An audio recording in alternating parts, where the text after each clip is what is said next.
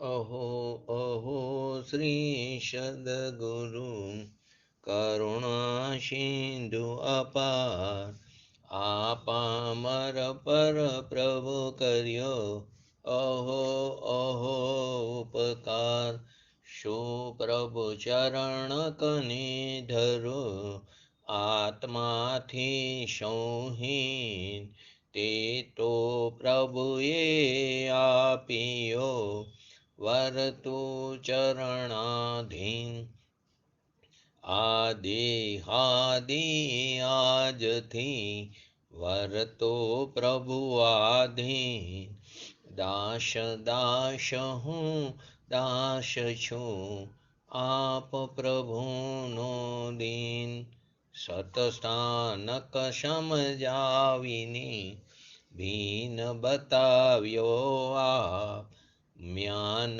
थकी तरवारवत ए उपकार अमाप जे स्वरूप समजाविना पाम्यो दुख अनंत समजाव्यो ते पद नमो श्री सद्गुरु भगवंत परम पुरुष प्रभु सद्गुरु परम ज्ञान सुखधाम जेणे आप्યું પાનની તેને સદા પ્રણામ દેહ છતાં જેની દશા વર્તે દેહાતીત આજ્ઞાનીના ચરણમાં હો વંદન અગણિત श्री कान गुरुना शरणमा हो वंदन अगणित श्री भगवती मातना शरणमा हो वंदन अगणित नमो रिंगणं नमो सिद्धणं नमो अयरणं नमो वजणं नमो लोईशवसावणं शतारी मंगलम अह्यंता मंगलम सिद्धा मंगलम शाहो मंगलम केवली पंतो धम्म मंगलम चत्तारी लोगोत्तमा हरियंता लोगोत्तमा सिद्धा लोगोत्तमा शाहु लोगोत्तमा केवली पंतो धम्म लोगोत्तमा चत्तारी शरण भोजामि हरियंते शरण भोजामि सिद्धे शरण भोजामि साहु शरण भोजामि केवली पंतो धम्म शरण भोजामि ओम नमो अरिहंताणम आत्मार्थीना लक्षणोनी गाथाओ पूरी थई पछी आत्मसिद्धि शास्त्रमा 43 અને 44 43 અને 44 આ જે બે પદ છે તે ષષ્ઠ પદ નામ કથન તે બે પદ છે તેની આપણે ચર્ચા ચાલી રહી છે છ જે પદ બતાવ્યા છે આપણે આમાં પણ બોલ્યા સતસ્થાનક સમજાવીને ભીન બતાવ્યો આપ म्यान थकी तरवारवत ए उपकार अमाप तो ये जे छो जे पद जे छो अंदर षष्ठ वस्तु बतावी है ते समझवा जेवी है तो के तेनी अंदर पहलू हतुं आत्मा छे ते नित्य छे करता निज कर्म એટલે કે તે આત્મા કરતા છે આત્મા ભોગતા છે મોક્ષ છે અને મોક્ષનો ઉપાય છે તે 43 નંબરનું પદ आत्मा छे ते नित्य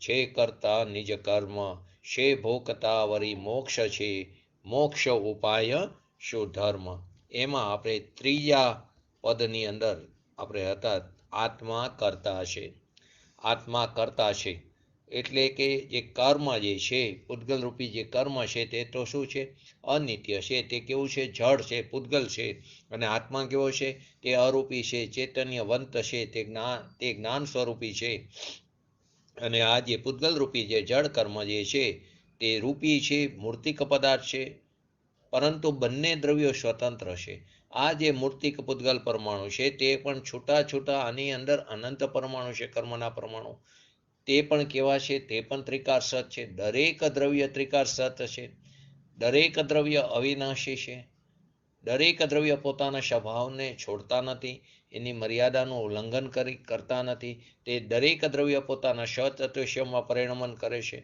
तो ते जड़ पुद्गल अने अरूपी आत्मानो संयोग संबंध आपणे क्यारथी अनादिकालथी छे आपणी साथे अज्ञान दशाने कारणे જડ પૂતગલ, જડ જે પૂતગલ છે કર્મ તેનો અને પોતાનો ભગવાન આત્માનો જે સંયોગ સંબંધ છે, જે પ્રવાહ રૂપે નિરંતર અનાદિથી ચાલ્યો આવ્યો છે, તે જડ કર્મ રાગ દ્વેષનું નિમિત્ત પામીને આપણે જે એવા રાગ દ્વેષ કર્યા, આપણે જેટલી અંદર તીવ્રતાથી જોડાણા, તે પ્રકારે તે કર્મોના પોતાની યોગ્યતાથી આત્માના પ્રદેશો તરફ આકર્ષિત થયા, તે તેની સાથે જોડાણા. તો તે જડ કર્મ રાગ દ્વેષનું નિમિત્ત પામીને, જડ કર્મ નૈમિતિક થયું અને રાગ દ્વેષ નિમિત્ત થયા.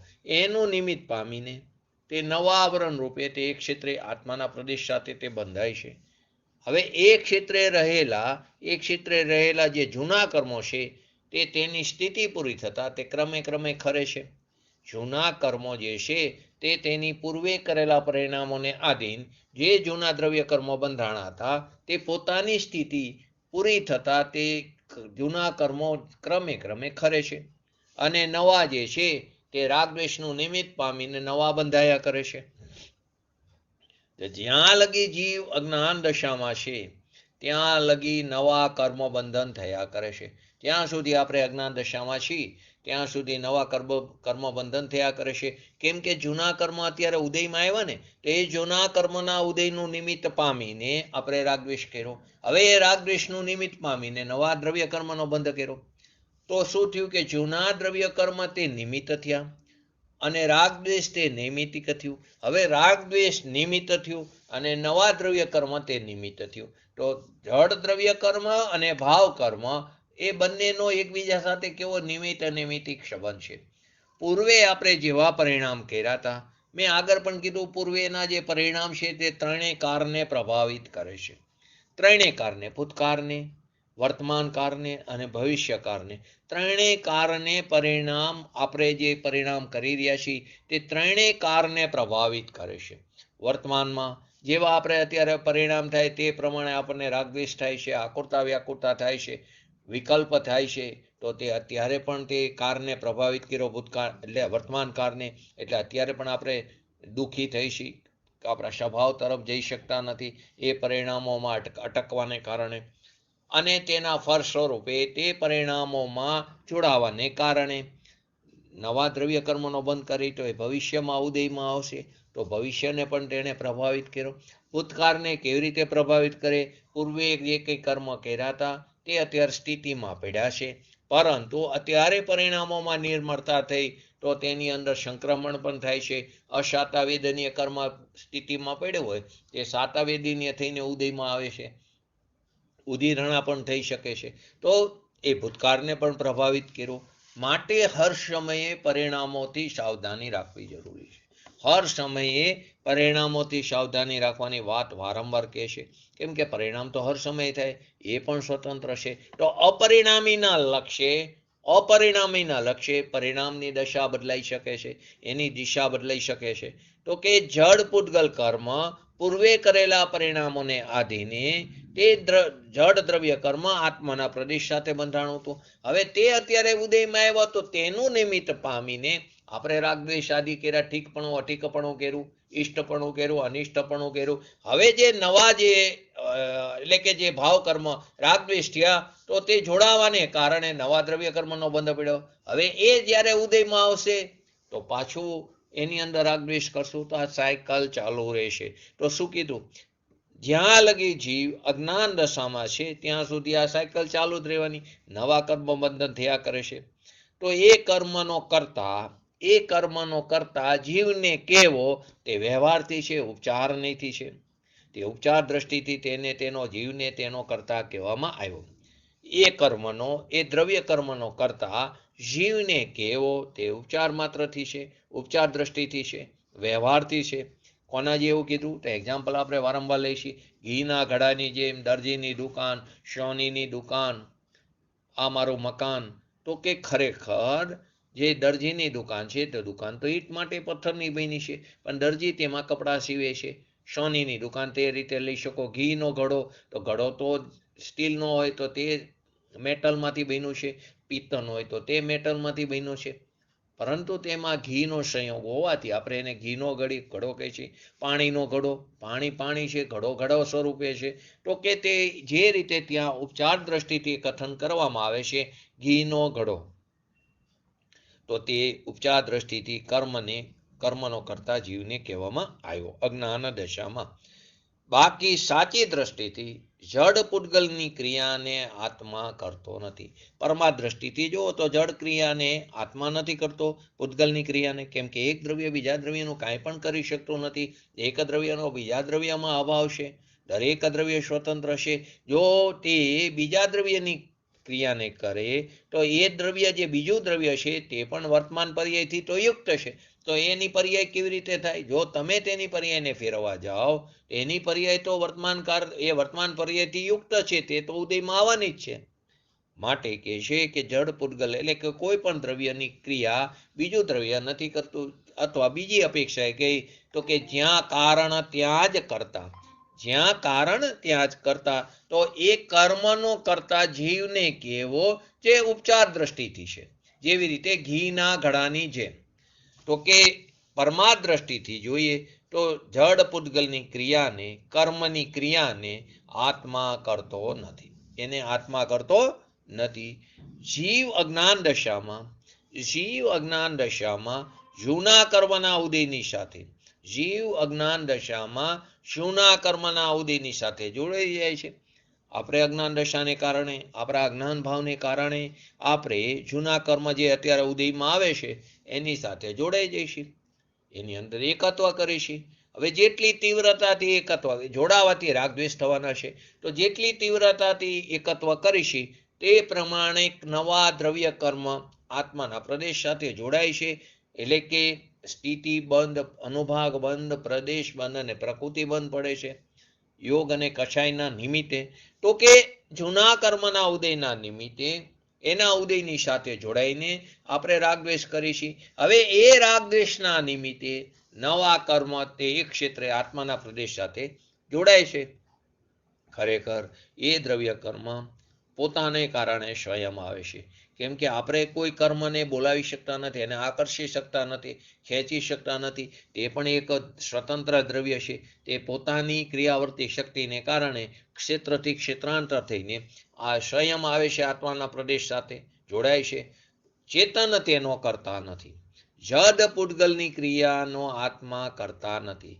તો કે ચેતન તેનો પરમાર્થ દ્રષ્ટિથી જોઈ તો તેનો કરતા નથી. છતાં ઉપચાર દ્રષ્ટિથી કહી શકાય કે કર્મનો કરતા જીવ છે. કર્મનો કરતા જીવને કેવો તે ઉપચાર દ્રષ્ટિથી છે, વ્યવહાર દ્રષ્ટિથી છે. વાસ્તવમાં પરમાર્થ દ્રષ્ટિથી ચેતન તેનો કરતા નથી. કેમ કે કોઈ પણ જડ પૂતગલની ક્રિયાને આત્મા કરતો નથી. તો કર્મ એટલે ખરેખર હવે બીજું, આ જે કર્મ લીધું એ આપણે દ્રવ્ય કર્મને લીધે. હવે કર્મ એટલે ક્રિયા, કર્તવ્ય. તો ખરેખર શું છે આત્માની ક્રિયા? સ્વક્રિયા શું છે? તો કે જ્ઞાન ક્રિયા. તો ચૈતન્યની ક્રિયા શું છે? તો કે ત્રિકાર જ્ઞાનપણે રહેવું એ જ એની ક્રિયા છે. આપણું કાર્ય શું? તો બસ જ્ઞાનપણે, જ્ઞાતા દ્રષ્ટા, જાણો. પછી નિરંતર એ ક્રિયા ચાલુ છે. તો ચૈતન્યની ક્રિયા ત્રિકાર જ્ઞાનપણે રહેવું તે જ છે. એટલે આત્મા ખરેખર તે જ્ઞાનની ક્રિયા જે થઈ રહી છે એનો જ કરતા છે. આત્મા જ્ઞાનનો જ કરતા છે. હવે એમાં પણ ત્યાં અભેદ પરિણમનને સમજવાનું. કારણ કે કોઈ પણ જ્ઞાનની ક્રિયા એટલે કે પર્યાય થઈ, એ પર્યાયનો કરતા દ્રવ્ય નથી. પરમાર્થ દ્રષ્ટિ એમાં પણ જાઓ તો જો હજી સૂક્ષ્મ જાઓ તો પર્યાયનો કરતા જે પર્યાય ઉત્પન્ન થઈ તે પર્યાયનો કરતા તે પર્યાય જ છે. તે પર્યાયનો કરતા તે પર્યાય જે ગુણની છે તે ગુણ પણ તેનો કરતા નથી, તે દ્રવ્ય પણ તેનો કરતા નથી. તો અહીં અત્યારે આપણે પદ્રવ્ય તેનો કરતા નથી. અને આત્માનું કાર્ય શું છે? તો કે પોતાનું જ્ઞાનમાં ટકવું, ત્રિકારપણે જ્ઞાનપણે રહેવું એ જ એનું કર્તવ્ય છે. તો આત્મા જ્ઞાનનો જ કરતા હશે. બે રીતે થાય. કાં તો અજ્ઞાન દશામાં શેનો થાય છે? રાગ દ્વેષનો એટલે કે કુજ્ઞાનનો કરતા થાય, અથવા તો તે સભાન દશામાં અથવા તો જાગૃત દશામાં તે સમ્યક જ્ઞાનનો કરતા થાય. કાં તો તે મિથ્યા જ્ઞાનનો કરતા થાય ને કાં તો તે સમ્યક જ્ઞાનનો કરતા થાય. બે જ વસ્તુ થાય. જો ઊંધો આયલો તો અજ્ઞાનનો કરતા થાય, રાગદ્વેષનો કરતા થાય છે અજ્ઞાન દશામાં, અને જો સભાના દશામાં જાગૃત અવસ્થામાં તે સમ્યક જ્ઞાનનો કરતા થાય. પણ જડની ક્રિયાનો કરતા ત્રણ કારમાં નથી. ત્રણ કારમાં તેનો કરતા નથી. રાગદ્વેષ તો પોતાની પર્યાયમાં થાય છે. તો અજ્ઞાન દશામાં કાં તો રાગદ્વેષ એટલે કે કુજ્ઞાનનો કરતા, મિથ્યા જ્ઞાનનો કરતા થાય, અથવા તો જાગૃત અવસ્થામાં તે સમ્યક જ્ઞાનનો કરતા થાય, પણ જડની ક્રિયાનો કરતા નથી. છતાં વ્યવહારથી એક ક્ષેત્રના સંયોગને કારણે, વ્યવહારથી એક ક્ષેત્ર એટલે કે આત્માના પ્રદેશ સાથે કર્મનો બંધ થાય છે, તે જોડાય છે. એ કારણે કર્તાપણાનો ઉપચાર કરવાથી, ત્યાં કર્તાપણાનો માત્ર ઉપચાર કર્યો છે, તે ઉપચાર કરવાથી જીવને તેનો અજ્ઞાન દશામાં કરતા કહેવામાં આવ્યો છે. આત્મા કયા કર્તવ્યનો કરતા છે? આત્મા કયા કર્તવ્યનો એટલે કે કઈ ક્રિયાનો કરતા છે અને કઈ દ્રષ્ટિથી પરનો કરતા માત્ર અસત ઉપચારથી કહેવામાં આવ્યો છે. બે વસ્તુ કીધી કે આત્મા ખરેખર કઈ ક્રિયાનો કરતા છે, પરમાર્થે આત્મા કઈ ક્રિયાનો કરતા છે અને કઈ દ્રષ્ટિથી પરનો કરતા કહેવામાં આવ્યો છે, કે જે માત્ર ખરેખર તો કેવું અસત છે, ઉપચારથી તેને કહેવામાં આવ્યું છે. તો તેને આગળ આપણે જ્યારે શિષ્યના પ્રશ્ન અને ગુરુ એનું સમાધાન કરે છે ત્યારે તેની અંદર ન્યાયપૂર્વક યુક્તિ સહિત ગુરુ એનું સમાધાન કરાવે છે. કોઈ પ્રશ્ન કરે કે શાસ્ત્રોમાં વ્યવહારથી જીવને જડ કર્મનો કરતા કેમ કીધો છે?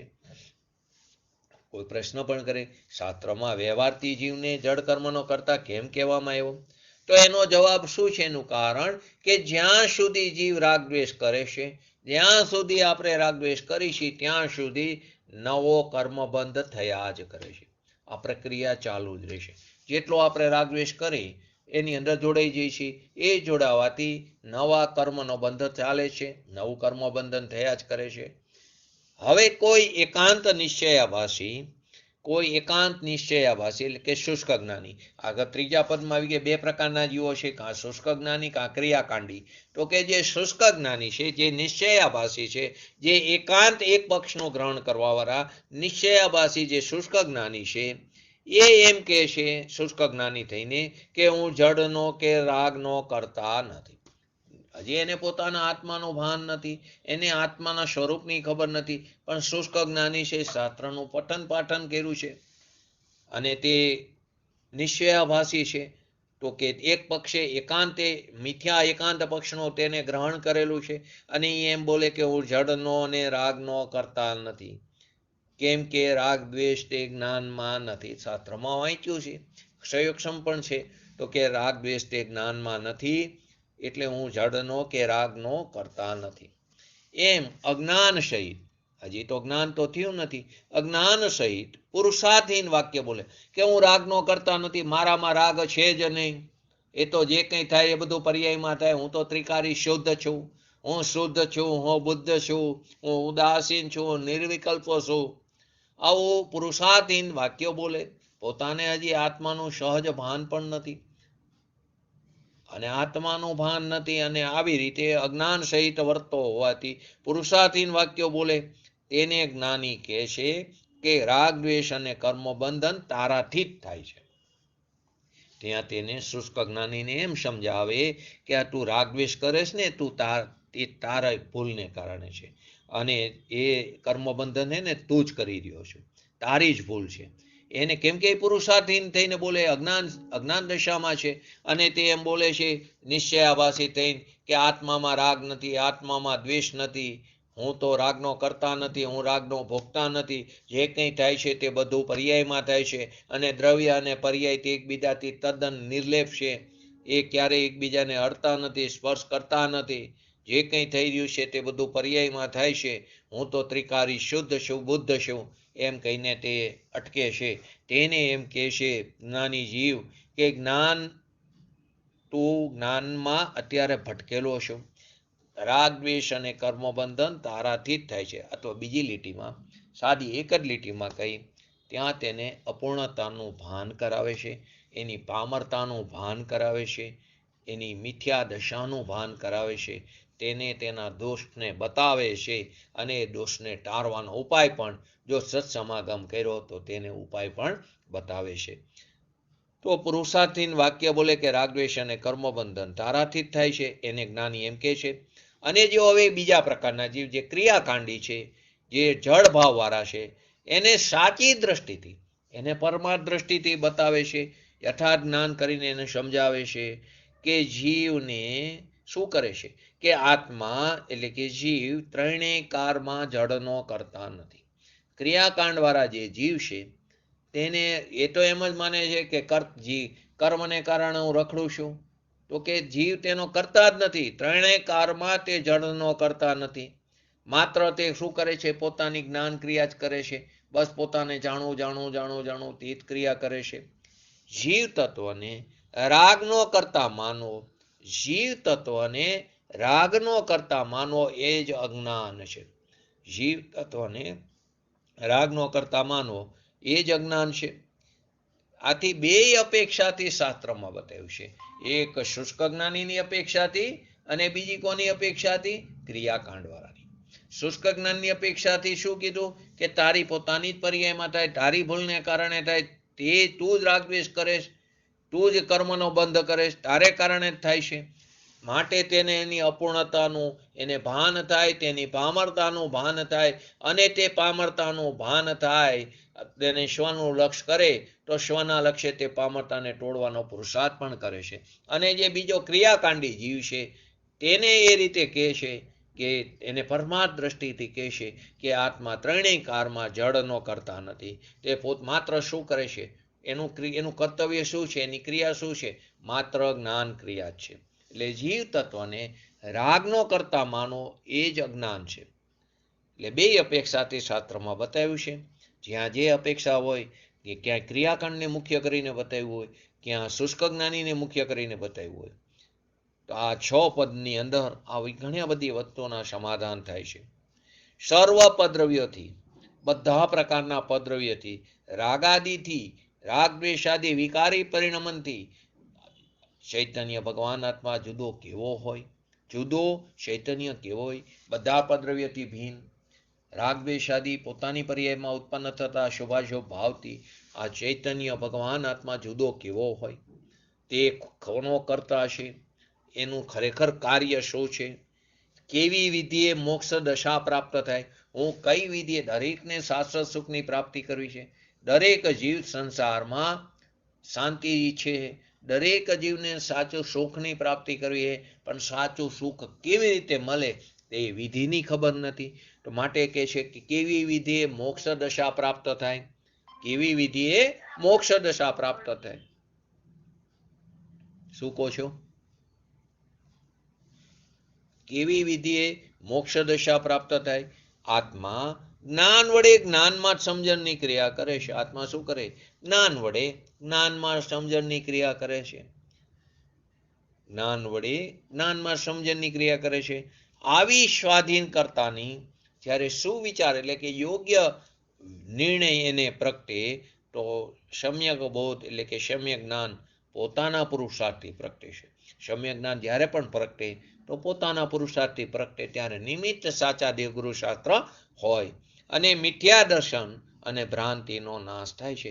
અનાદિકાળથી જે વિપરીત માન્યતા હતી, જે ભ્રમ હતો, મિથ્યા દશા હતી, તેનો નાશ થાય છે અથવા તો તેનો વ્યય થાય છે.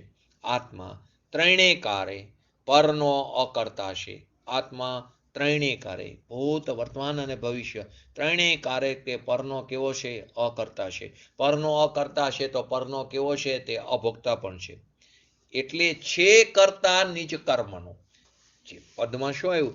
છે કરતા નિજ કર્મનો. અહીંયા નિજ કર્મ એટલે કાર્ય, નિજ કાર્યનો. છે કરતા એનું કાર્ય શું કીધું? તો કે જ્ઞાન દશા. તો કે કઈ જ્ઞાન ક્રિયા? તો કે જાણવું જાણવું જાણવું.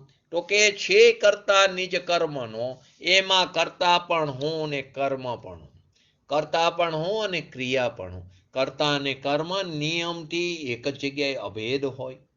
કર્તા કર્મ, કર્મ એટલે અહીં ક્રિયા સમજવું. કર્તા કર્મ, કારણ કાર્ય બધું શું હોય? નિયમથી કેવું હોય છે? અભેદ હોય છે. ઉપાય ઉપેય ઉપાય અને ઉપેય તે પણ કેવું હોય છે? નિયમથી અભેય હોય છે.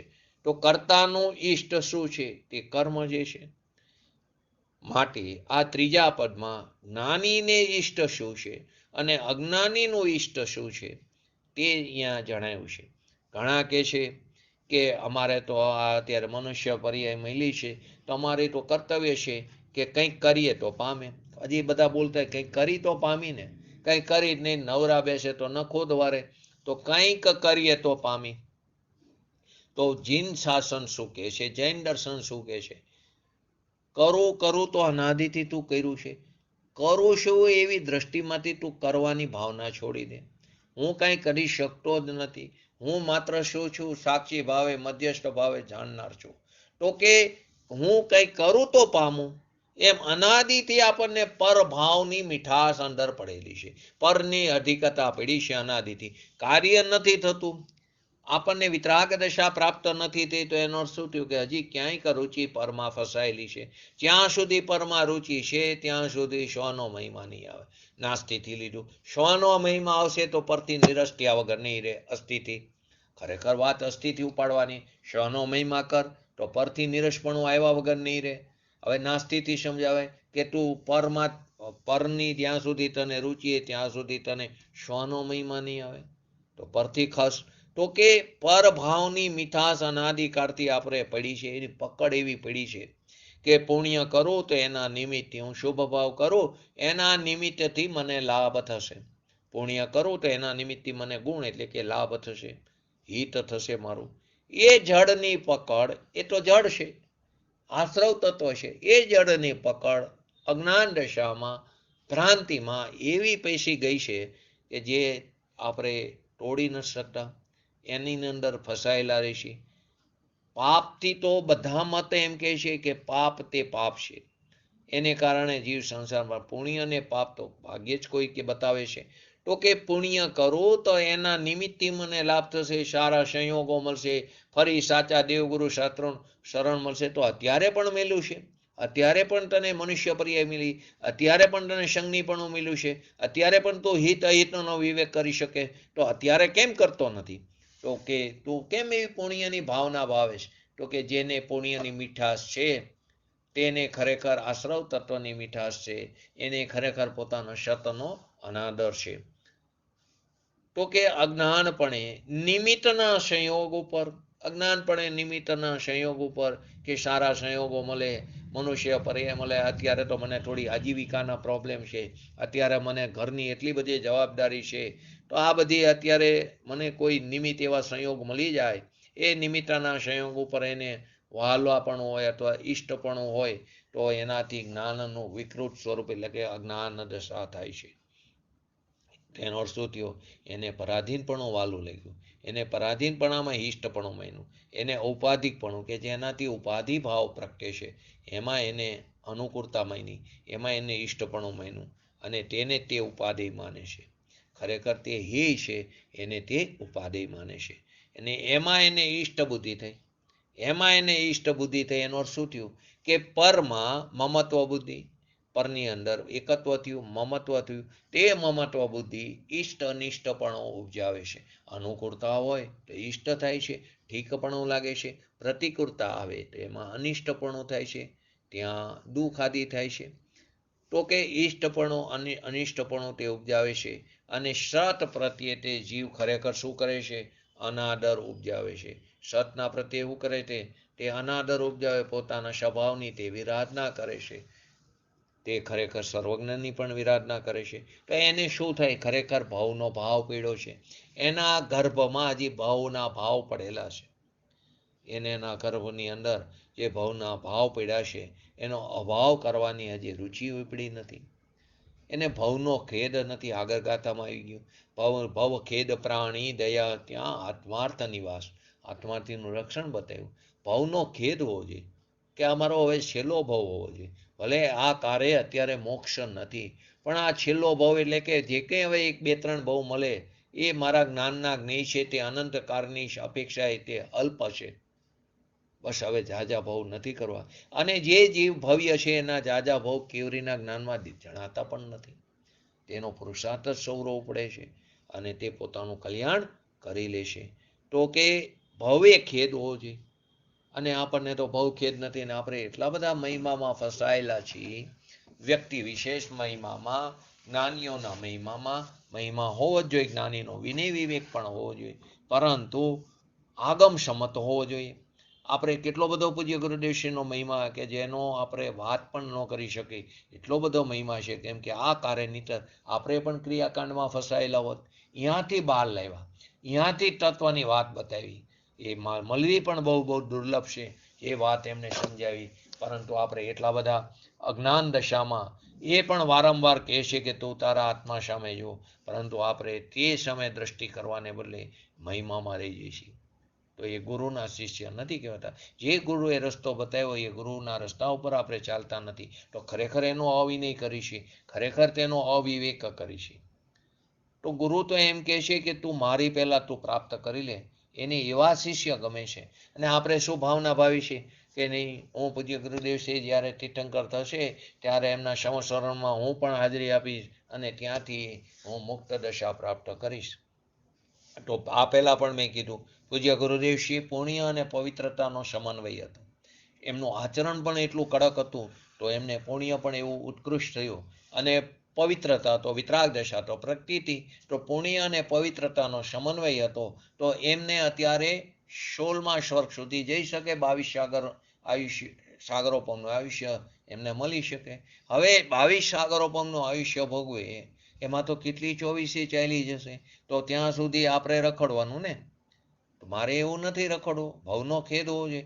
હું તો કદાચ મારા સ્વભાવ હોય તો એકાદ સાગરોપમનું આયુષ્ય, એટલે કે જે પહેલું સ્વર્ગ છે અથવા તો જે કંઈ આપણા પરિણામને આધીન છે, નરકમાં પણ જઈ શકે કોઈ જીવ. તો કે ત્યાં પણ પહેલાં એક સાગરનું આયુષ્ય ભોગવીને હું મનુષ્ય પર્યાય લઈને મોક્ષ ન પ્રાપ્ત કરી લઉં, એમણે જ બતાવેલા રસ્તા ઉપર ચાલીને. તો એ ગુરુનો સાચો મહિમા છે. તો એ ગુરુનો ઉપકાર આપણે ભૂલી નથી શકતા.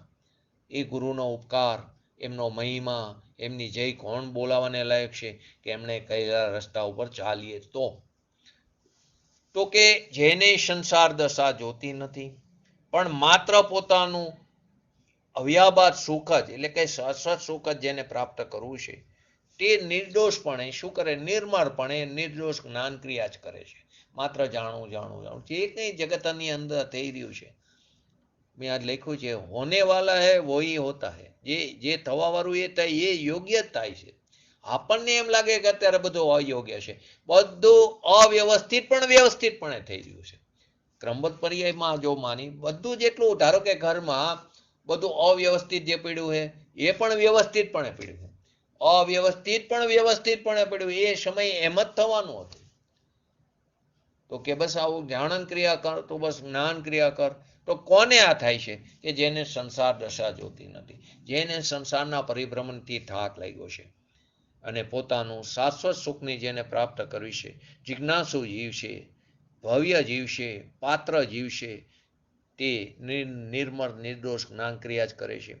અને તે જ્ઞાતા દ્રષ્ટાપણે તે જ્ઞાનમાં જ રહે છે. તે બસ જાણવા જાણવા જાણન ક્રિયામાં જ રહે છે.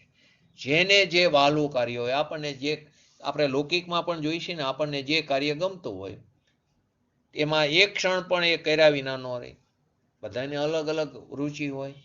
કોઈને વ્યવસ્થાની રુચિ હોય, કોઈને મેનેજમેન્ટની રુચિ હોય, કોઈને સ્વાધ્યાયની રુચિ હોય, કોઈને અભિષેકની રુચિ હોય, કોઈને પૂજાની રુચિ હોય. દરેકને પોતપોતાને જેમાં જ્યાં રુચિ છે ત્યાં તેનો પુરુષાર્થ ઉપડ્યા વગર રહેતો નથી. કોઈને ધંધામાં રુચિ હોય, કોઈને એકાઉન્ટમાં રુચિ હોય, કોઈને રાજકારણમાં રુચિ હોય, કોઈને સ્પોર્ટ્સમાં રુચિ હોય.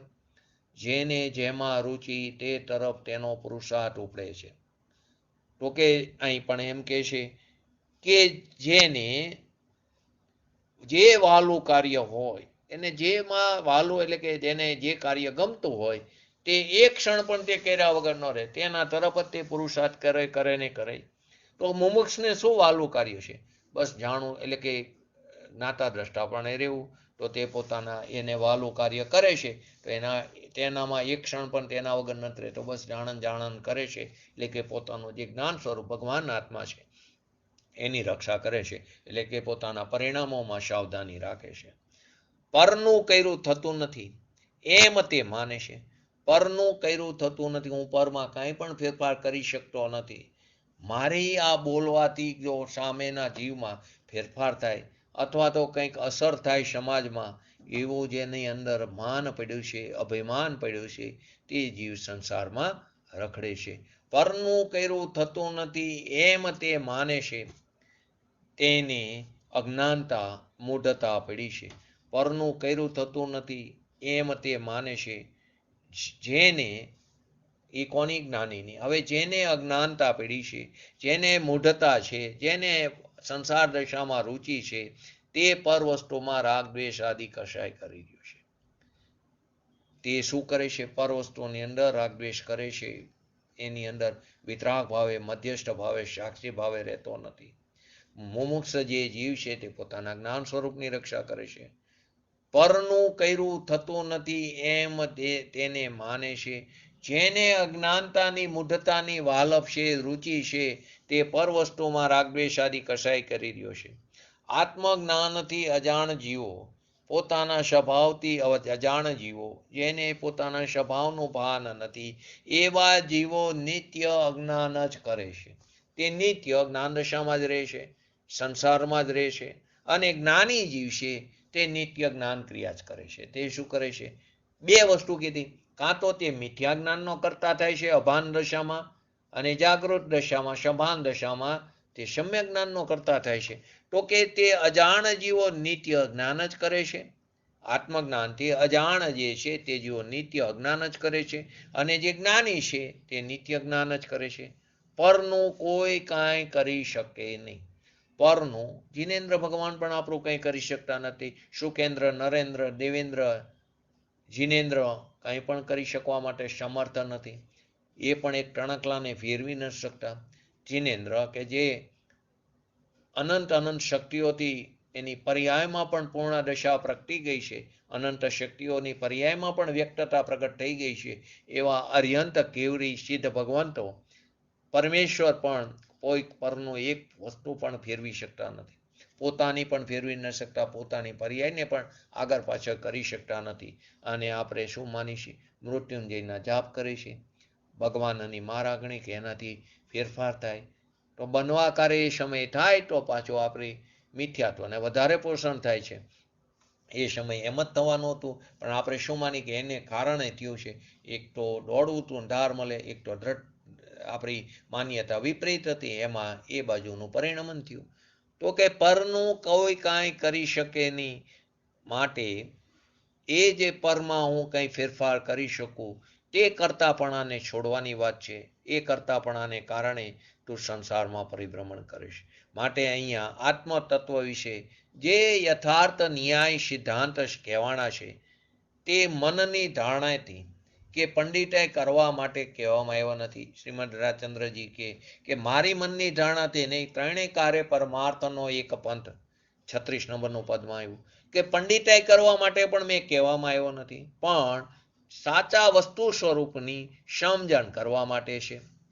તત્વની સાચી વાત જ્યાં ત્યાં કાને પડતી નથી. એવા કોઈ અહોભાગ્ય હોય ત્યારે તત્વની વાત સાંભળવા મળે છે, પરંતુ આપણે અહીંયા જ સંતોષ માનીને બેસી જઈએ છીએ કે નહીં, અમને તો આ વાત સાંભળવા મળી, આ લોકોને તો એ વાત પણ સાંભળવા મળતી નથી. બરાબર, એમને તો સાંભળી નથી. એ એમનો પુરુષાર્થ, પૂર્વે કરેલા પરિણામોને આધીન એમનું ભાગ્ય એવું છે, એમનું નસીબ એવું છે. પરંતુ આપણે પણ સાંભળીને શું કરી છીએ? નથી જ સાંભળતા. એ કાનેથી નથી સાંભળ્યું, આપણે કાનેથી સાંભળી પણ અમલ નથી કરતા, તો માટે પણ આપણે પણ સાંભળ્યું નથી. તો માટે શું કહે છે? તત્વની સાચી વાત જ્યાં ત્યાં કાને નથી પડતી. એને ખરેખર સત્ય વસ્તુ કાને પડવી એ પણ દુર્લભ છે. માટે પોતાની જાતે પોતે પરીક્ષક બનીને કોઈ પણ પક્ષપાત રાખ્યા વગર જીવે ચિંતન મનન કરવાનું છે.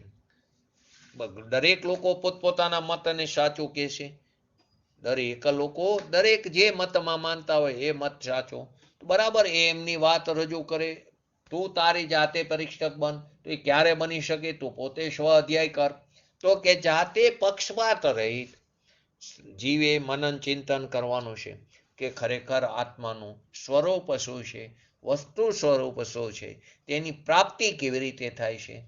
તે શેનાથી શૂન્ય છે ને શેનાથી અશૂન્ય છે, એનો પરિવાર શું છે, પોતાની સ્વ અપેક્ષિત જે દ્રષ્ટિએ પોતાનું કર્તવ્ય શું છે, પરમા દ્રષ્ટિએ પોતાનું કર્તવ્ય શું છે, મારી ક્રિયા શું છે, હું કોનો કરતા છું, હું કઈ દ્રષ્ટિએ પરનો કરતા મને કહેવામાં આવ્યો, કઈ દ્રષ્ટિએ કે જે ખરેખર અસત છે, ઉપચારથી કહેવામાં આવ્યો, પણ એ પણ સમજવું પડશે.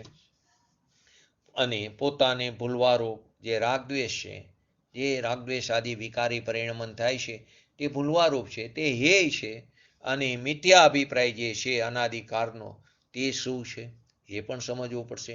ઘણીવાર આપણે વાત પણ થઈ છે કે બજારમાં સોનું લેવા જઈએ તો પિત્તરનું જ્ઞાન હોવું જરૂરી છે. કેમ કે લેવું છે સોનું, છતાં પિત્તરની સમજણ હોવી જરૂરી છે, નહીંતર કોઈ સોનાને બદલે પિત્તર આપી દેશે. તો અહીં પણ કહેશે કે તારા જે રાગદ્વેષ આદિ જે છોડવા યોગ્ય છે, ભૂલવા યોગ્ય છે, તે પણ સમજવા જરૂરી છે. આપણો વિપરીત અભિપ્રાય શું છે એ પણ સમજવું પડશે. માટે સત્યને પણ સમજવું પડશે અને અસત્યને પણ સમજવું પડશે. બેયને જાણવા પડશે. બેયને જાણશો તો ક્યાં ભૂલ છે તે સમજી શકાશે. સોનું અને પિત્તર બેયને જાણશો તો જ ખ્યાલ આવશે કે સાચો વસ્તુ આ છે અને આ પિત્તર છે, નહીંતર કોઈ ખોટી વસ્તુ પધરાવી દેશે. તો સત્ય અને અસત્ય બેયને જાણવા પડશે. અને ભૂલ સમજાશે તો એને ટાળવાનો પુરુષાર્થ પણ કરવો પડે છે. ભૂલ સમજાઈને અટકવાનું નથી. સત્સમાગમે દોષ પણ બતાવે છે, દોષને ટાળવાનો ઉપાય પણ બતાવે, પછી પુરુષાર્થ તો પોતે કરવાનો છે, તો એને ટાળવાનો પુરુષાર્થ કરવો પડશે. કોઈ કહે છે કે આત્મા અકર્તા છે, ત્રણેય કાર્ય શુદ્ધ છે. ઘણા એમ પણ કહેવાય કે આત્મા કેવો છે, અકર્તા છે, અને ત્રણેય કાર્ય કેવો છે, શુદ્ધ છે, બુદ્ધ છે. માત્ર આપણે પર્યાયમાં ભ્રાંતિ હતી, માત્ર આપણો શું હતો, ભ્રમ હતો. માટે આપણે કાંઈ કરવાનું નથી, માટે આપણે કાંઈ કરવાનું નથી. તો ઘણા એમ પણ કહેતા કે વિતરાગી પ્રતિમાજી પણ શું કરે છે, કાંઈ નથી કરતા, એ પણ એમને એમ બેઠા છે ધ્યાનમાં બે હાથ આમ કરીને. તો ખરેખર પોતાના સ્વભાવમાં રહેવાનો એમનો પુરુષાર્થ સતત ચાલુ છે. તો કે આત્મા અકર્તા છે, કોઈ એવું પણ કે ત્રણેય કાર્ય શુદ્ધ છે, ખાલી પર્યાયમાં ભ્રાંતિ હતી, માટે આપણે કંઈ કરવાનું નથી. પરંતુ આવી રીતે નીચલી ભૂમિકા પણ પામ્યા વિના એકાંતે શુદ્ધ માને તો પુરુષાર્થ કરવાનું કંઈ જ ન રહે. તો એમ આવી રીતે કોઈ નિશ્ચયાભાસી થઈ જાય, હજી નીચલી ભૂમિકા તો પામ્યો નથી કે હું તો આત્મા તો અકર્તા છે, જ્યારે મારે ઉઘાડ થવાનો છે, કેવરીના જ્ઞાનમાં આવ્યો છે ત્યારે મારો ઉઘાડ થશે, માટે અત્યારે કંઈ કરવાનું નથી. એ પર્યાય આવશે તો મને એ સમયે પુરુષાર્થવું પડશે. આવું પણ બોલનારા જીવો નીકળે તો ખરેખર એની કાળક્રમે નીચલી દશા આવતી જ હશે. એને ઊંધો જ પુરુષાર્થ, ઊંધા જ આવા વિચાર વિકલ્પ થશે. પરંતુ જે યોગ્ય છે, જે જિજ્ઞાસુ જીવ છે, તે એવું સમજશે કે મારી હવે આજે કંઈ પર્યાય બેચી છે, કેમ કે ફરી આ મનુષ્ય પર્યાય પ્રાપ્ત કરવી અતિ મુશ્કેલ છે. તો આજે કંઈ મને મનુષ્ય પર્યાય મળી છે, તેમાં હું સદુપયોગ કરીને મારો જે કંઈ હવે સમય બચ્યો છે તે સમય મારા આત્મહિત માટે કરો. તો કે આવા એકાંતી નિશ્ચયાભાસી તો એમાં પુરુષાર્થ કરવા પણ નહીં રહે. જે કોઈ પુરુષાર્થ રહિત જીવ છે ને આવો નિશ્ચય વાક્ય બોલે છે, તે ખરેખર પોતાના ભાવ વધારે છે. જે કોઈ પુરુષાર્થ રહિત છે, ખરેખર કોઈ જીવ પુરુષાર્થ રહિત નથી, પરંતુ આને અવરો પુરુષાર્થ છે ને માટે એને પુરુષાર્થ રહિત કીધો. એ પુરુષાર્થ રહિત થઈને પણ નિશ્ચય વાક્ય બોલે, આત્મા અકર્તા છે, આત્મા ભોગતા છે, જે કંઈ થાય છે બધું પર્યાયમાં થાય છે, ભૂલ પણ પર્યાયમાં થાય, મોક્ષ પણ પર્યાયમાં થાય, આત્મામાં તો કાંઈ થતું નથી. અને જે સમયે પર્યાયની યોગ્યતા હશે તે જ સમયે પર્યાય આવશે. કેવરીના જ્ઞાનમાં જ્યારે મારો ઉઘાડ થવાનો છે ત્યારે થશે. તો તે જીવ એકાંતે નિશ્ચયાભાસી છે, તે આવા નિશ્ચય વાક્ય બોલે છે, તે ખરેખર પોતાનો સંસાર વધારે છે.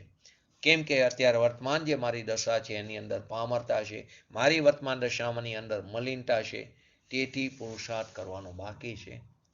મારે એ મલિનતાને ટાળવાનો પુરુષાર્થ કરવો પડશે. માટે તેનું ભાન કરવા માટે કહેશે કે તારી પર્યાયમાં ઉત્પન્ન થતા રાગ દ્વેષ આદિનો તું કરતા છું, કે કોઈ બીજા દ્રવ્યની પર્યાયમાં નથી થતા, તારી પોતાની જ પર્યાયમાં થાય છે, તારી પોતાની ભૂલને કારણે થાય છે. તું તારા સ્વનું લક્ષ ન કર્યું, પરનું લક્ષ કર્યું, સ્વની રુચિ ન કરી, પરની રુચિ કરી, એની અંદર જોડાવાથી તને રાગ દ્વેષ આદિ ઉત્પન્ન થયા થાય છે. તે એ પર્યાયની યોગ્યતાથી, પણ ભૂલ તો તે કરી, તો એને ટાળવાનો ઉપાય પણ તારે કરવો પડશે, પુરુષાર્થ પણ તારે કરવો પડશે.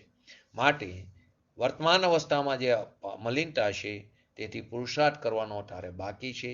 એમ અપેક્ષા સમજ્યા વિના ક્યારે આવો એકાંત પક્ષને લેવો નહીં. નહીતર નિશ્ચયાભાસી થઈ છે અને કાળક્રમે તે નિગોદમાં ચાલ્યો જશે. આત્મા નિજ ચૈતન્ય જ્ઞાન કાર્યનો કરતા છે. આત્મા પોતાનું જે નિજ ચૈતન્ય જ્ઞાન કાર્ય છે તેનો તે કરતા છે. પરનું કાર્ય કરવામાં તે કદી સમર્થ નથી. આવો ભગવાન આત્મા સામર્થ્યથી ભરેલો પરંતુ પરનું કાર્ય કરવા કદી સમર્થ નથી. અથવા સાદી ભાષામાં કહી તો ઘાસનું ટણકલાના કટકા કરવા માટે પણ આત્મા સમર્થ નથી. શેકેલો પાપડ પણ ભાંગી ન શકે. આત્મા એવો સમર્થ નથી. પણ અજ્ઞાનપણે તે રાગદ્વેષ કરે છે. અજ્ઞાનપણે તે કલુષિતતા સંક્લેશ પરિણામો કરે છે. જ્ઞાનની અંદર અસ્થિરતા કરે છે. પર વસ્તુની અંદર મોહ કરે છે, રાગદ્વેષ કરે છે અને એના ફળ સ્વરૂપે તે સંસારમાં પરિભ્રમણ કરે છે, રખડવું પડે છે ને. કોઈ જીવને અકર્તા માને છે એ માટે અહીંયા આત્મા કરતા છે એમ કરીને અહીંયા ત્રીજા પદમાં આત્માનું કર્તાપણું સ્થાપ્યું છે. કોઈ જીવ આત્માને અકર્તાઓ નિશ્ચયાભાસી થયો, એકાંતે કોઈ પક્ષનો ગ્રહણ કરી લીધો તો એને સમજાવવા માટે અહીંયા કર્તાપણું સ્થાપ્યું છે. ચોથું પદ આત્મા કેવો છે? ભોગતા છે. તો નિશ્ચયથી આત્મા કોનો? પોતાના નિર્મળ જ્ઞાનનો જ ભોગતા છે. જે જ્ઞાન ક્રિયા કરે છે, જ્યાં કરતા ત્યાં જ ભોગતા છે, તો પોતાના નિર્મળ જ્ઞાનનો જ ભોગતા છે. પરંતુ પોતાના સ્વભાવથી ચ્યુત થઈને, જ્ઞાતા સ્વભાવથી છૂટીને પરાવલંબી થવાથી એટલે કે પરના અવલંબન કરવાથી, એનું લક્ષ્ય કરવાથી અજ્ઞાન ભાવે જે રાગદ્વેષ આદિ સુખ દુઃખ આદિ ઉત્પન્ન થાય એનો ભોગતા તે અશુદ્ધ નિશ્ચય નીતિ. તે ખરેખર વ્યવહાર અશુદ્ધ નિશ્ચય નીતિ, તે શુદ્ધ નિશ્ચય નીતિ નથી. તારામાં થાય છે માટે અહીંયા એને પોતાની જ પર્યાયમાં ઉત્પન્ન થાય છે રાગદ્વેષ આદિ. આપણે નિશ્ચયનીના 4 ભેદની અંદર જીવ રાગી છે, જીવ દ્વેષી છે, ક્રોધી છે, તે બધું અશુદ્ધ નિશ્ચયનીમાં લખ્યું હતું. કેમ? તો કે જે અપૂર્ણતા છે ને, તે અપૂર્ણતા જે પર્યાયમાં છે તે અપૂર્ણતા આખા દ્રવ્યને અશુદ્ધ બતાવે છે. એ અપેક્ષાએ તેને અશુદ્ધ નિશ્ચયની કીધું. જે પર્યાયની અપૂર્ણતા છે તે આખા દ્રવ્યને અપૂર્ણ એટલે કે એને અશુદ્ધતા બતાવે છે. પર્યાયની અશુદ્ધતા તે આખા દ્રવ્યને અશુદ્ધ કરે. દ્રવ્ય અશુદ્ધ નથી પરંતુ ત્યાં માટે તેને અશુદ્ધ નિશ્ચય નીતિ કહેવામાં આવ્યું. તો અજ્ઞાન ભાવે કેવી રીતે? અજ્ઞાન ભાવે કે પોતાના સ્વાધીન દ્રષ્ટિથી છૂટી ગયો, પોતાના સ્વભાવથી ચ્યુત થઈને પરનું લક્ષ્ય થવાથી અજ્ઞાન દશામાં રાગદ્વેષ આદિ જે થાય છે એ સુખ એના ફળ સ્વરૂપે જે સુખ દુઃખ આદિ થાય છે એનો ભોગતા. અહીં સુખ એટલે શાશ્વત સુખની વાત નથી. સુખ દુઃખ રાગદ્વેષ છે, તો જેને આપણે સુખ માની રહ્યા છીએ તે પણ ખરેખર તો દુઃખ જ છે. એ સુખ દુઃખનો ભોગતા અશુદ્ધ નિશ્ચય નીતિ છે. ખરેખર જીવને કોનું? સ્વનું ભોગતૃત્વ છે. પોતાને જે ઈષ્ટ હોય તે પોતાથી અન્ય ન હોય. પોતાના માટે જે હિતકારી છે તે પોતાથી ક્યારેય જુદું ન હોય. તે પોતાની અંદર જ હોય છે. તે ત્રિકાર પોતાને જ આધીન હોય છે. એ ક્યારેય પરાધીન નથી હોતો. કેવો હોય? સ્વાધીન હોય છે. પોતાને જે ઈષ્ટ હોય તે પોતાથી ક્યારેય અન્ય ન હોય. જે પોતાથી દૂર હોય તે પોતાનું ન હોય. તે પોતાથી દૂર ન હોય ક્યારે, જેનાથી મારું હિત છે, જે મારો ઈષ્ટ છે તે મારાથી ક્યારે દૂર ન હોય, પણ કેવું હોય? સહજ હોય, એકરૂપ હોય. એ વસ્તુ સ્વરૂપમાં પોતામાં શક્તિપણે છે. તે પ્રાપ્તની પ્રાપ્તિ કરવી એ શક્તિ સ્વરૂપે અંદર પડેલું છે, વ્યક્તપણે છે. શક્તિની અપેક્ષા એ વ્યક્ત છે, પર્યાયમાં અવ્યક્ત છે. તો તે પ્રાપ્તની પ્રાપ્તિ કરવી એ જ મારું કર્તવ્ય છે, એ જ મારી ઈષ્ટ પ્રાપ્તિ છે. 6 પદની વિચારણા અહીં કહેવામાં આવી. આત્મા છે. શું કીધું? આત્મા છે. જેણે સારું કરવું હોય તેણે છે તેનું સારું કરવું કે જે નથી એનું સારું? પહેલી વસ્તુ આપણે એમ કે મારે સારું કરવું છે, તો કોનું સારું કરવું? મારી પાસે નથી એનું સારું કરવું કે મારી પાસે છે એનું સારું કરવું? આત્મા છે, નિત્ય છે. આત્મા છે, પેલું અસ્તિત્વ સિદ્ધ કર્યું, પછી તે નિત્ય છે, પછી આત્મા કરતા છે, આત્મા ભોગતા છે, અને હવે 5મું પદ આવશે આગળ, મોક્ષ છે ને મોક્ષનો ઉપાય છે. તો જેણે સારું કરવું હોય તેણે છે તેનું સારું કરવું કે નથી એનું સારું કરવું. જે પોતાનું હોય તેને તે પોતે કરી શકે, પોતાનું જે વસ્તુ છે એને તે કરી શકે, કેમ કે એની બહાર તો એ સમર્થન નથી. તો સારું કરવું છે કોનું? કે મારું સારું કરવું. તો મારું સારું કરવું એ મારામાં જ છે. તો હું પોતાનું સારું કરવું છે, પોતાનું હોય એનું જે પોતે કરી શકે છે. હવે એનો ઉપાય શું? તો કે એનો ઉપાય શું? એના શંકા સમાધાન પૂર્વક જીવ જો યથાર્થ વિચાર કરે, તત્વનો નિર્ણય કરે, તો સાચું પ્રમાણને સમજી શકે. તો તે બંને પડખેથી, દ્રવ્યના પડખેથી, પર્યાયના પડખેથી, દ્રવ્યાંશથી, પર્યાંશથી તે વસ્તુ સ્વરૂપને તે સમજી શકે. જગતના લોકો એટલે કે આપણે જ વાત છે, ઓઘે ઓઘે એટલે કે એના માટે શબ્દ મૂક્યો છે ઔધિક, ઓઘે ઓઘે અંધશ્રદ્ધાથી હા પાડે છે કે આત્મા છે. કેમ કે કેમ એ ખબર નથી કે અમારા ગુરુએ કીધું આત્મા છે, અમારા જ્ઞાની પુરુષોએ કીધું આત્મા છે. તો કોના જેવી દશા? ઘેટા જેવી દશા છે. પેલું ઘેટું જે બાજુ જાય એ બાજુ આખો પ્રવાહ ચાલે છે. પોતે ક્યારે પરીક્ષક બનતો નથી. માટે તો આચાર્ય ભગવાન કહે છે, અમે કહી છે વાતને તો પણ તું અનુભવથી પ્રમાણ કરજે. તો કે અહીં પણ એમ કે જગતના લોકો અંધશ્રદ્ધાથી આ પાડે છે કે આત્મા છે. કેમ? તો કે સર્વજ્ઞ ભગવાન મહાવીર સ્વામી ભગવાન કહી ગયા છે. પણ તે કેવડો કેવો છે, તે કેવડો છે એની અમને કંઈ ખબર નથી. એ કેવી રીતે પ્રાપ્ત થાય એની પણ અમને ખબર નથી. તેથી તેમની હા તે ખરેખર સાચી હા નથી. એ ભલે કે આત્મા છે, બોલે, કેમ? તો કે સર્વજ્ઞ ભગવાન કહી ગયા છે. અંધશ્રદ્ધા એવી છે, એ પણ અંધશ્રદ્ધા થઈ ને. કેમ કે કેવો છે, કેવડો છે એ કંઈ ખબર નથી. કેમ? તો કે આ કહી ગયા એટલે બરાબર. તો એ લોકો દરેક જગ્યાએ હા કહે છે. કેમ કે પોતે પરીક્ષક બની જ નથી શકતા. કોક કે આમ છે તો કે આમ છે, કોક કે આત્મા નિત્ય છે તો કે આ નિત્ય છે, કોઈ કે આત્મા અનિત્ય છે તો કે અનિત્ય, કોઈ કે દ્રવ્ય છે, દ્રવ્ય છે પર્યાય નથી તો કે બરાબર છે, કોઈ કે પર્યાય છે ને દ્રવ્ય નથી તો પણ કે બરાબર છે.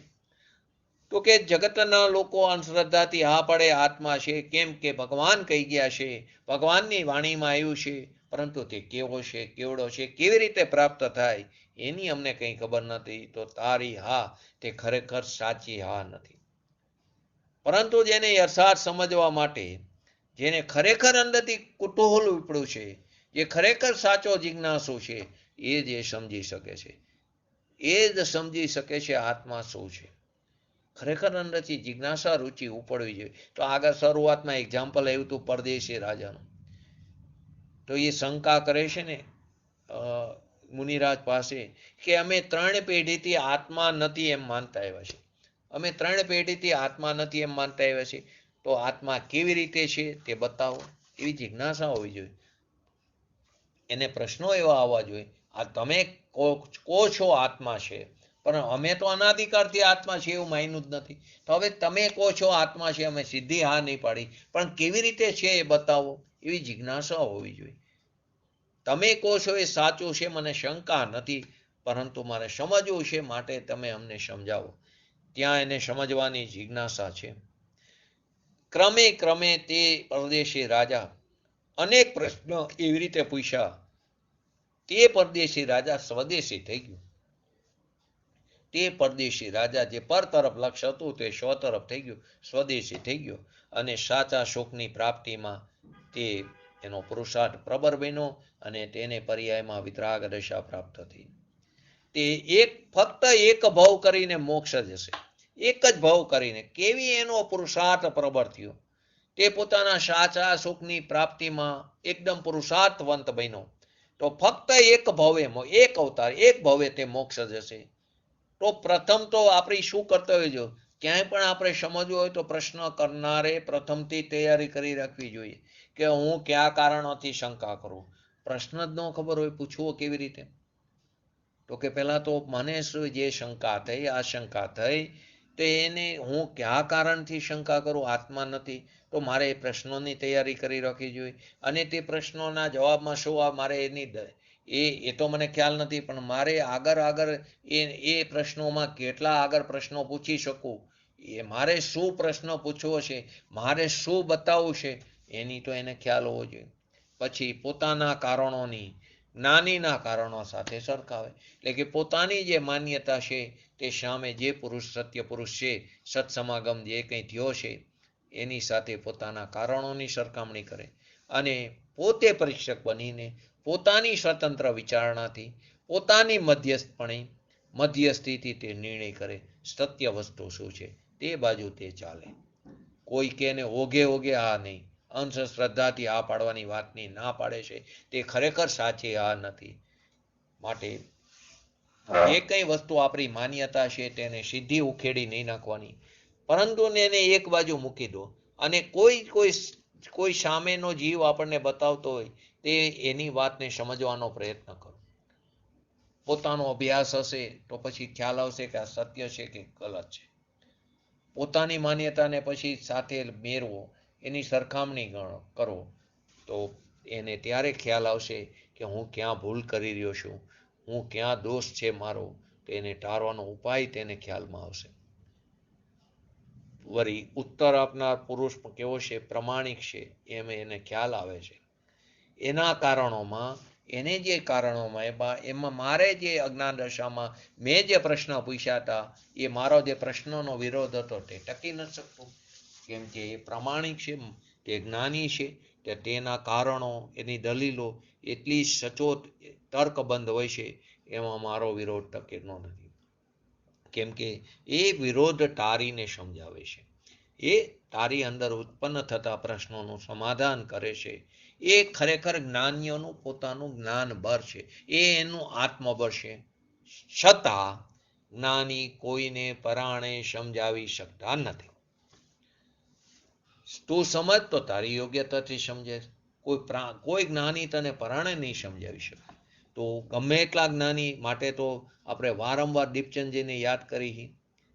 આત્માવલોકનમાં એમને શું કીધું હતું, તેરી અશુદ્ધતા બી એટલી બડી હે કે અનંત તીર્થંકર આવીને પણ તને સમજાવે તો તું નહીં સમજ, અને તારી શુદ્ધતા પણ એટલી મોટી હે કે સાતમી નરકમાં પણ તું તારા આત્માની પ્રાપ્તિ કરી શકે.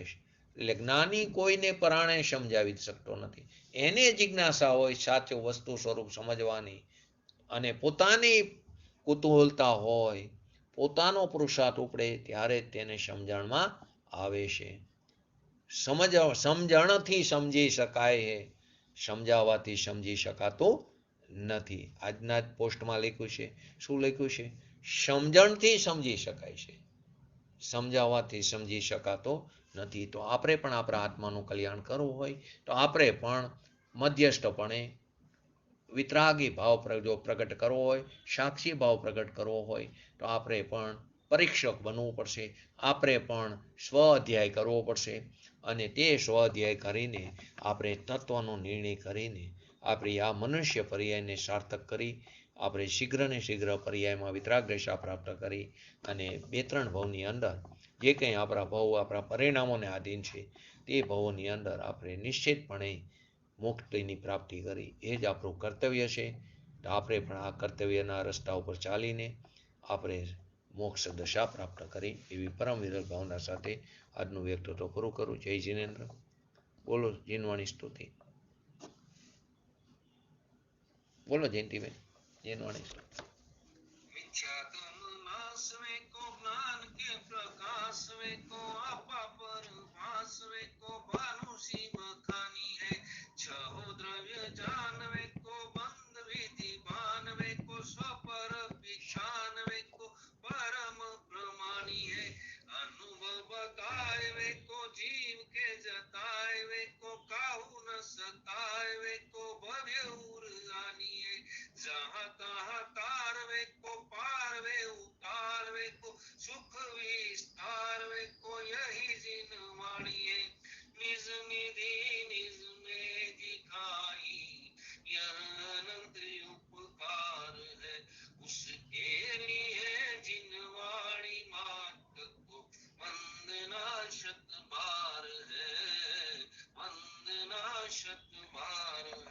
નમો રેંગણંગ નમો સિદ્ધણંગ નમો ઐરણમ નમો ઓજણમ નમો લઈશ્વ સવણમ चत्तारि मंगलम अरिहंता मंगलम सिद्धा मंगलम शाहु मंगलम केवले पंतो धर्म मंगलम चत्तारि लोकोत्तम अरिहंता लोकोत्तम सिद्धा लोकोत्तम शाहु लोकोत्तम केवले पंतो धर्म लोकोत्तम चत्तारि शरण भोजामि अरिहंते शरण भोजामि सिद्धे शरण भोजामि शाहु शरण भोजामि केवले पंतो धर्मो शरण भोजामि।